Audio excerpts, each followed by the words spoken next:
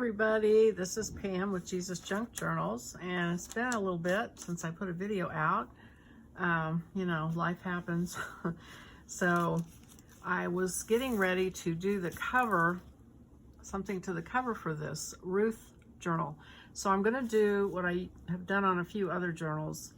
I'm going to take a piece of this scrap cotton and I'm going to stamp Book of Ruth on it with these. And so I am just going to do that, and then I'll fast forward it so you don't have to watch me, you know, through the tedious parts of that. And then I'll come back.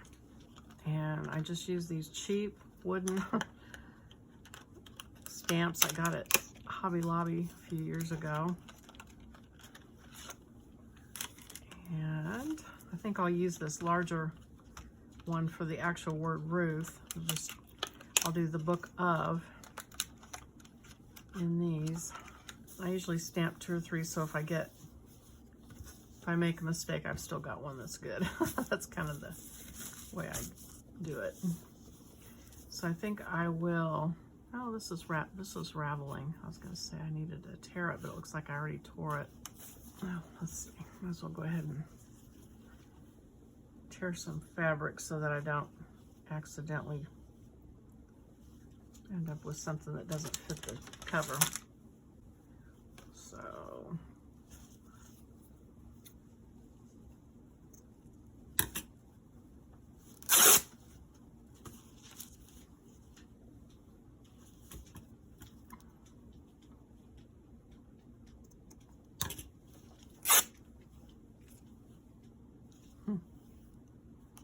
doesn't look like it's square.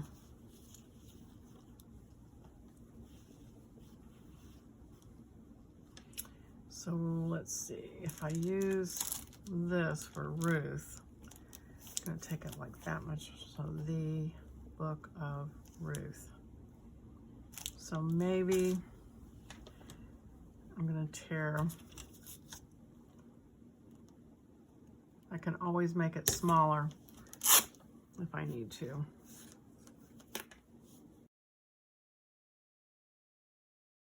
Okay. All right, let's see.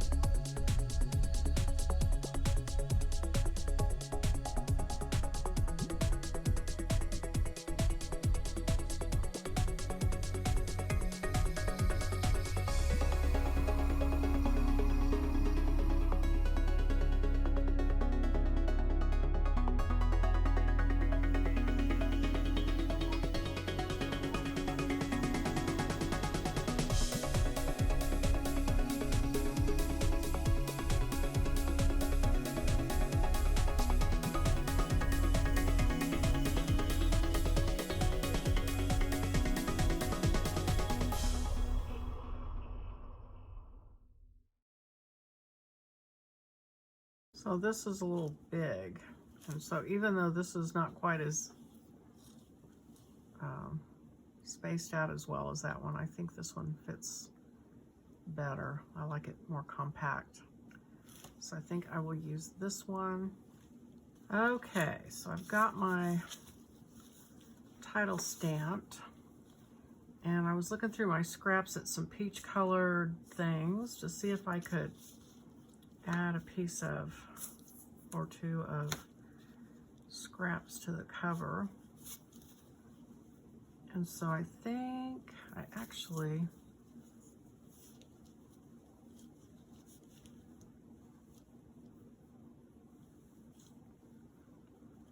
not really liking that right there.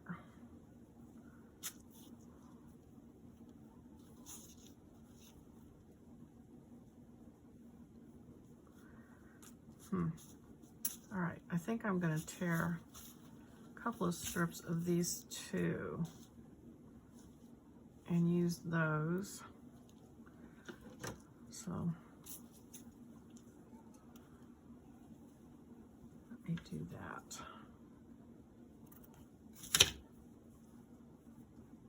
that. Wow. That is some strong fabric.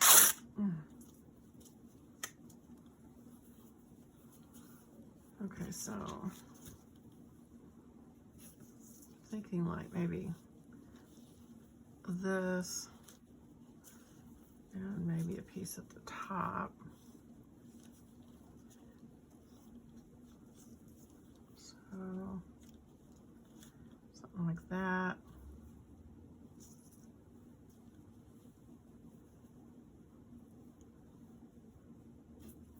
And then put this over that so there's,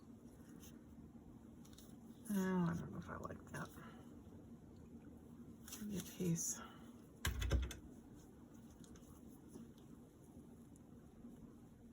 Maybe I want to do the spine or something out of that. Just a little thin strip of that. Not liking those two touches. So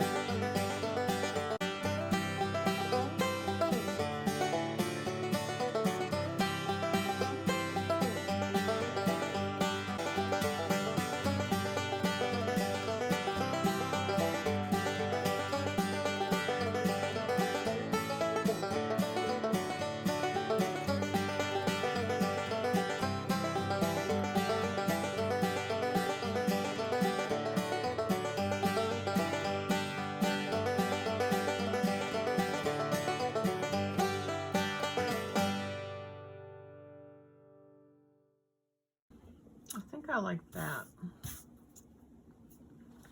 I'm going to clamp this so I can quit fighting it.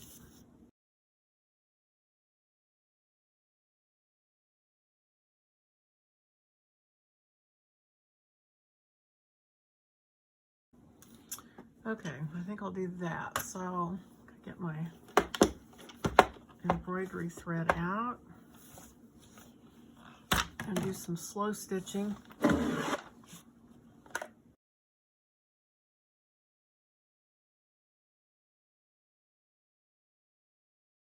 And there's 6 strands. I'm going to do 2.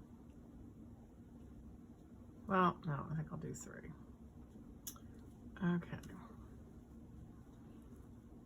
So I'm just going to start down here.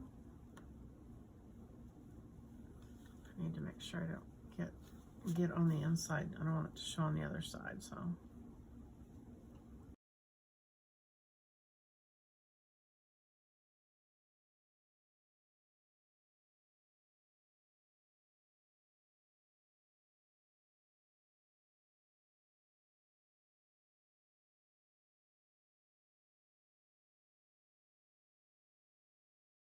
And anytime you can add some slow stitching to something, it really, to me, adds a lot of value as far as personal touches.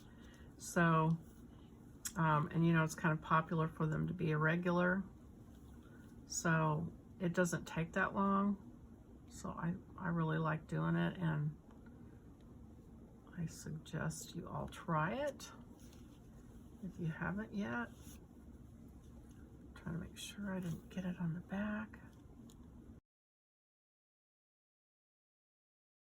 And the knots, it's, you know, I'm doing this in a sloppy way, a quick way, with knots showing in irregular stitches, because that's kind of the way people do it, and I think it looks cool. It's kind of popular, so to speak, to do it that way, which works out great because then you don't have to really spend a lot of time trying to get every stitch perfect.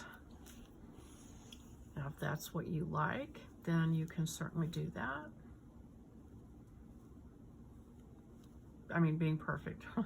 If you like perfect stitches and everything even, then you can take the time to do that too.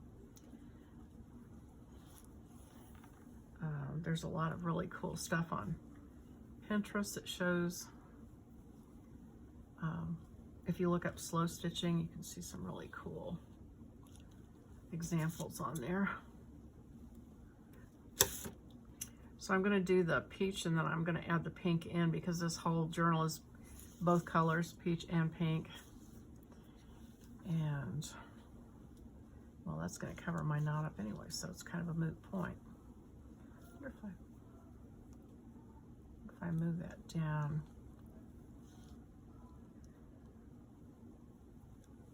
I think I might do that. Well, what did I do? Get a selvage edge on there? Don't want that.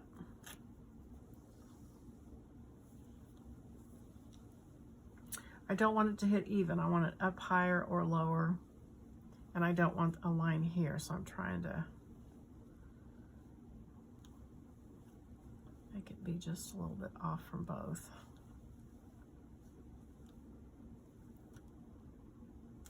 Yeah, that's what I want. And then I'll go back with the pink, like I said.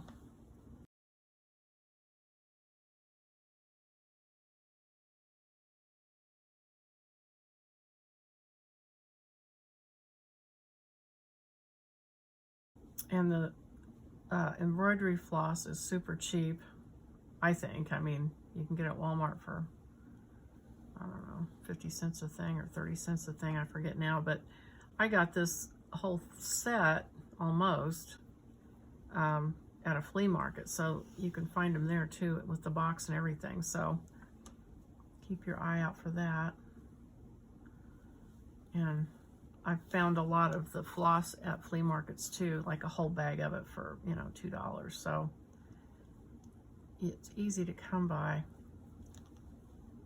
and you can accumulate a lot of colors. It's just kind of fun to do that too. Because, you know, we've got like 3 hobbies going here. We've got the hobby of junk journaling, and then we've got the hobby of buying art supplies, and then we have the hobby of organizing our art supplies. And I don't know why, but it's just very entertaining to me and soothing to just sit and wind this floss onto these little pieces of cardboard or plastic. These little spools, cards, whatever you want to call them. And put them in order, put them in color order.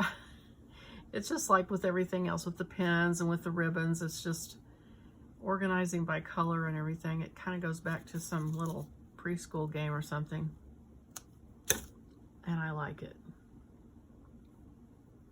Let's see, now do I want, so I've got, okay, I think I'll stop with the orange or the peach and try the pink now, so I get both colors. And that's one of my favorite color combinations anyway, is orange and pink or peach and pink. I think they complement each other really well. Okay, 2. One more strand, come on now, there. So it comes with 6 strands. I like to do 2 or 3 strands. So, I mean, this thread lasts for a long time. This is the hardest part, is threading the needle. Okay, so let's start with this down here. This should show up a lot more because it's so dark.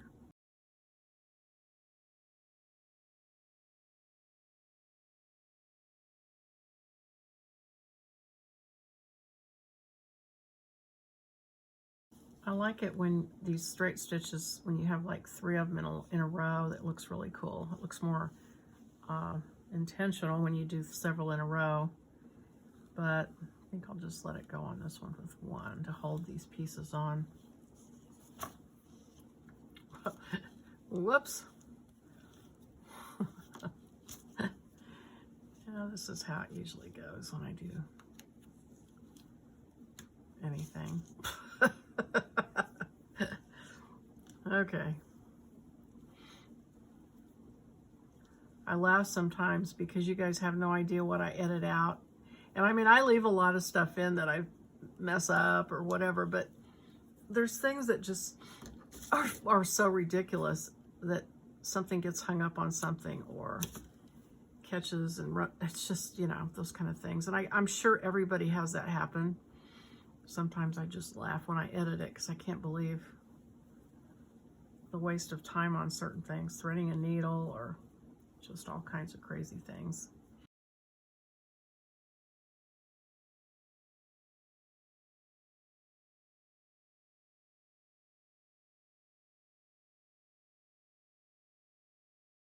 So I just did my art journal, you know, that free Friday that I do. And I did what I called ransom lettering, where you cut the pages, cut lettering out of books and pages and magazines. And so then I decided I liked it so much that I wanted to start a file. And so I was going to do a journal with envelopes to put them in. And then on our Facebook page, Beverly had a really nice file system that she started, that she made with plastic sleeves. And go on the Facebook. It's Jesusjunkjournal Creators. It's the group on Facebook, and she had a picture of what she did. And then I went flea marketing, and let's see, got that sewn on. I think maybe I'll do this. Anyway, for $5, I found this file box. It's made out of really sturdy cardboard, I guess, covered in paper with a pattern paper. Nothing fancy, just something from an office store, I guess, but it was only $5, and it had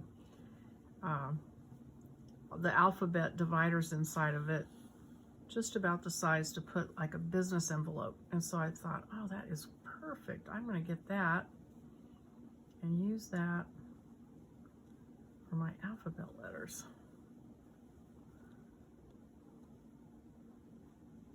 So that is something I'm looking forward to doing while I watch TV. Sit and cut up letters and put them in my envelopes. So I'll have them all ready when I write a ransom note.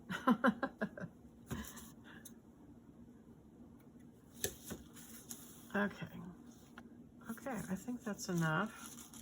So that was the cover of the Ruth book, and I'm going to pick a snug and hug or hug and snug ribbon to go around this to tie it shut. And I'm just gonna like wrap it around it and tie it, and I'll probably stitch it here so you don't lose it if you open it. So you'll be able to see all that. I'm gonna do a flip through, and you'll be able to see the finished product on there. So thanks a lot for watching. I hope you guys are making one. And I'm not sure what the next book of the Bible is that we will do, but I'm sure there's one coming. So anyway, thanks for watching, and I'll see you on the next video. Bye-bye.